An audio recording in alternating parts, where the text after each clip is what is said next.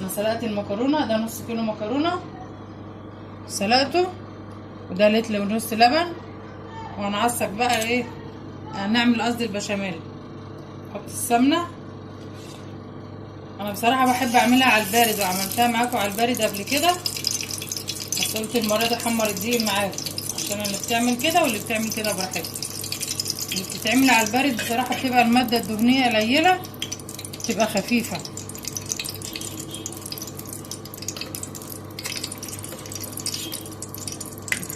كده.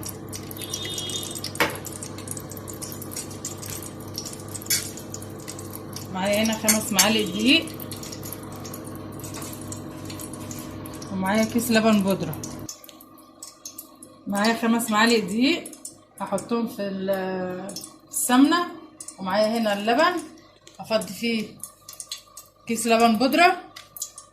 انا بحب بصراحة احط عليها لبن بودرة. هنقلبهم بقى مع بعض ونحط الدقيق في السمنة. دول 5 معالق.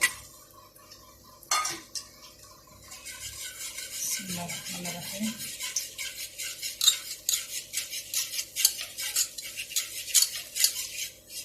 شوح بس السمنة كده شوية، عشان كده بقول لكم انا بحبها اعملها على البارد، تبقى بصراحة اخف واحلى من كده بكتير. انا عملتها معاكم في القناة قبل كده.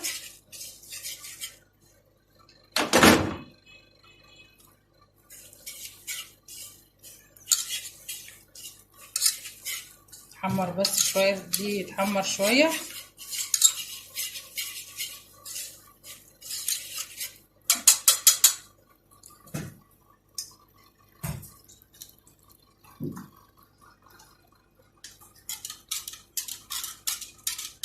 انا هنا اللبن ده حاطه فيه كيس لبن بودرة، لبن بس، عشان انا ايه ما عنديش شوربة، ما عنديش حاجة تاني حطها في الجبن ولا حاجة، فانا حاطه ايه لبن بس. حابة تحطي لبن وشوربة براحتك.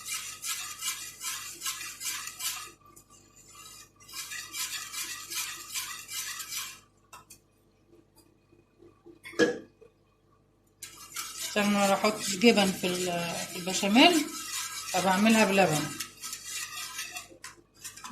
تقلبي فيها بقى.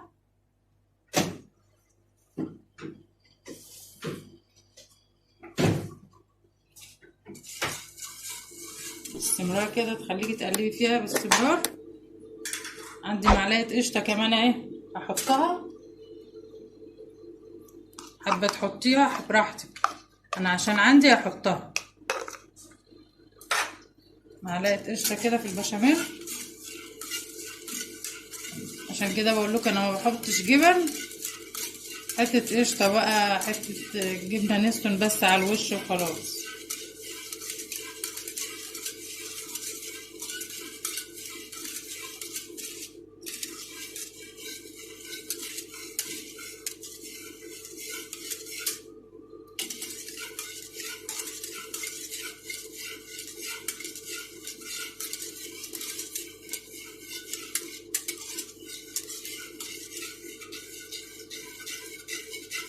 بس بقى بسم الله ما شاء الله، بص ما بتاخدش وقت خالص.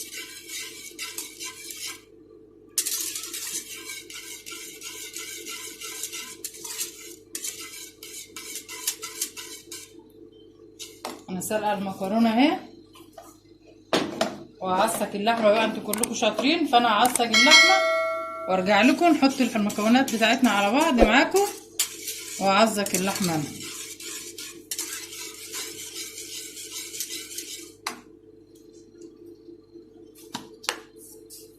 احط الملح،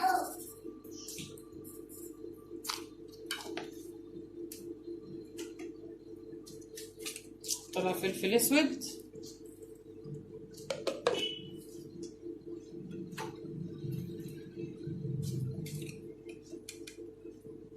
كمون صغير.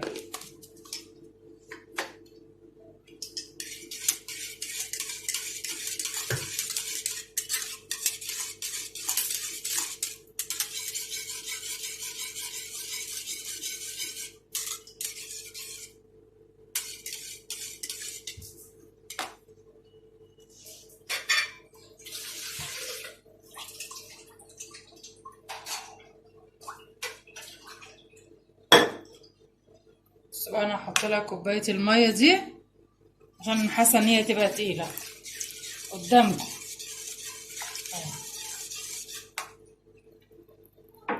عشان القشطه اللي انا حطيتها ولبن البودره.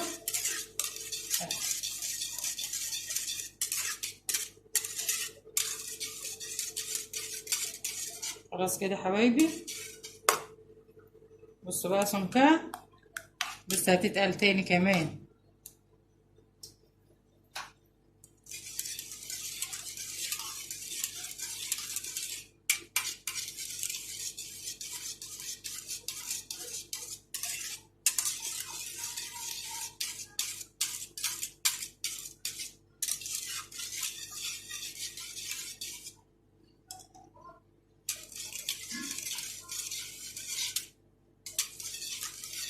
مش حابه تحطي القشطه ما تحطيش، براحتك.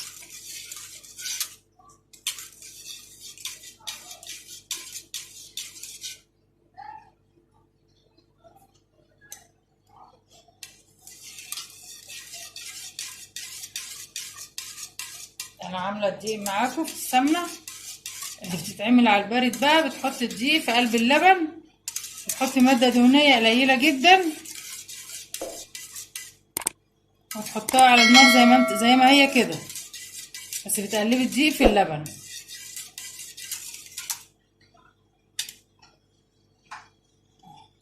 بصوا بتتقل كل شويه تاني ازاي. بشاميل ما بتاخدش اي وقت.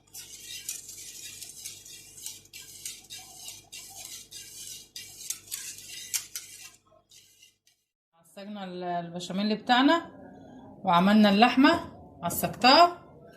نجهز بقى كل حاجه لوحدها نطبقهم على بعض. انا عملت البشاميل من غيركم عشان انتوا شطار وبتعملوا كل حاجه. انا هنا احط نص البشاميل هنا كده، احط النص التاني هنا،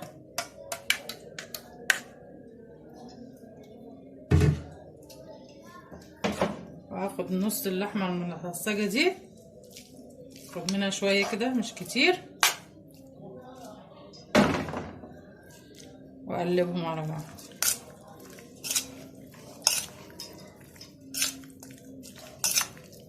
انا بحب احط خضار مع اللحمه وانا بعصجها، عشان انا عندي ولادي ما بياكلوش الكوسه فبحطها لهم كده عشان ياكلوها. احط بقى نصها هنا. انا هنا مبطنه الصينيه، حاطه فيها سمنه دهنها بالسمنه. خلاص احط بقى نص المكرونه.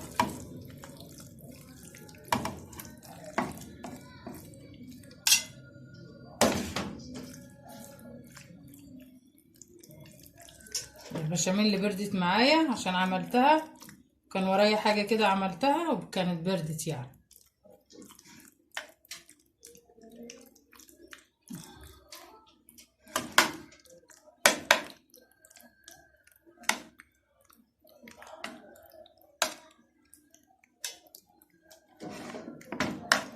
هي طبعا مش مستاهله ان انا اعملها معاكم لان كلكم شطار، بس احنا بنفكر بعض باكله.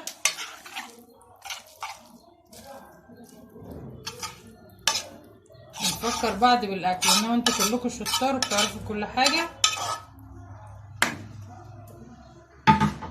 بس مجرد بنفكر بعض وخلاص.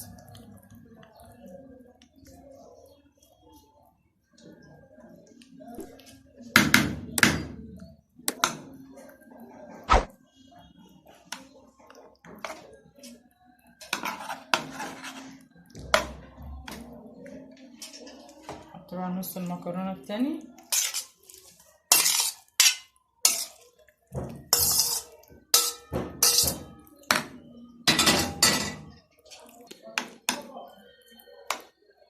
كده خلاص يا حبايبي، انا سويتها اهي خالص. احط عليها بقى بقيه البشاميل اللي عندي لو انتوا شايفين كده.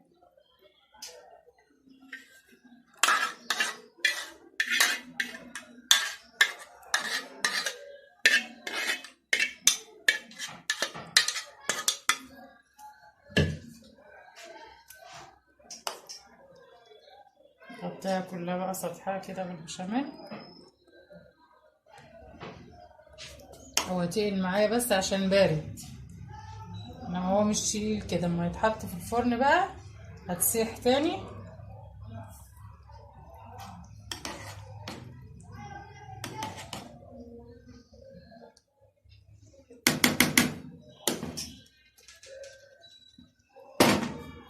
بسم الله ما شاء الله يا دوب.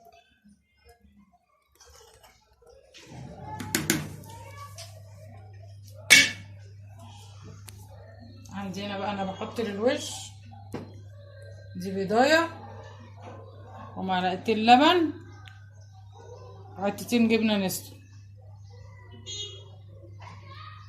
بس.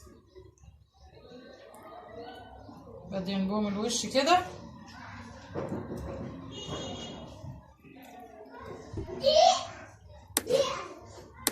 بس خلاص. هحطها في الفرن بقى وارجع لكم ان شاء الله لما اطلعها من الفرن.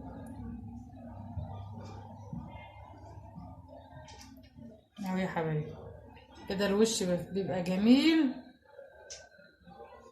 طبعا اللي حابه تحط جبنه باي جبنه، نوع جبنه براحتها، بس احنا بنحط اللي احنا بناكله.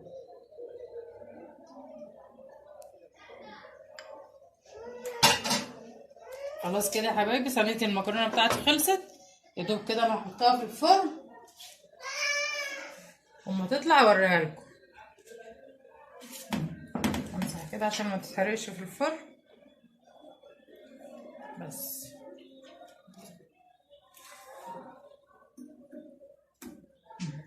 دي صينيه المكرونه بتاعتنا من الفرن.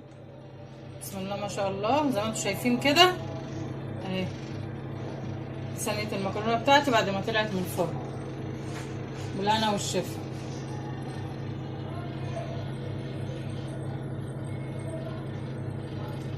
يا رب تعجبكم بس وتجربوها وتقولوا لي. كل سنه وانتم طيبين.